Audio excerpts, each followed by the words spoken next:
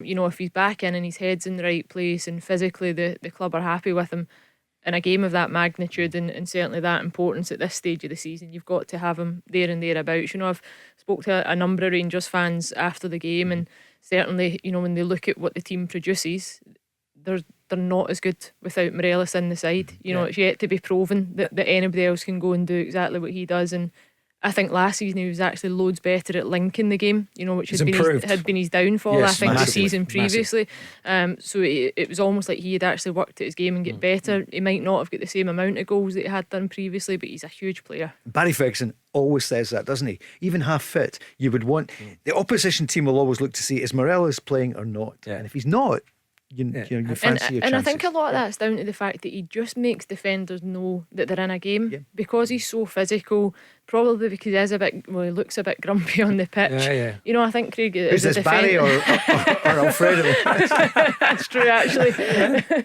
I'll let the listeners guess. But Craig will know, if you're playing against a number 9 striker that keeps their distance, and you know, then you deal with them in the moment. I think if they're in your face and they're getting at you and they're pushing and pulling and very physical, that's a tougher game, you know, and that's exactly what Morelos does. He's unpredictable.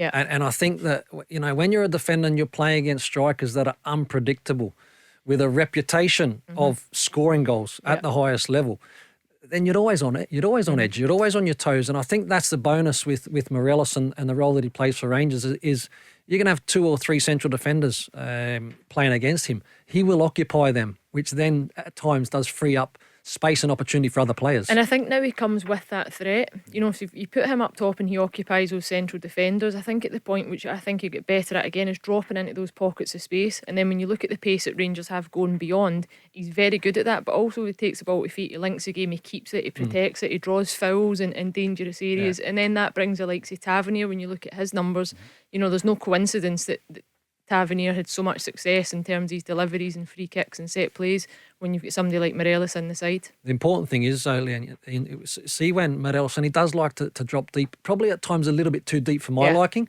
but the importance, and you mentioned it, in forward runs, you need forward runs because you still need players to stretch the defence, and if he's going to drop in deep, you know, Arfield or Tav in the wide areas, Barisic, you have to stretch opponents. It's a dream as well. for Kent, isn't it? When he drops into those areas, that's where you see the best in Kent. It's been in the European games, you know, when the space opens up and teams come out and try and press, and he goes and exploits the space in behind.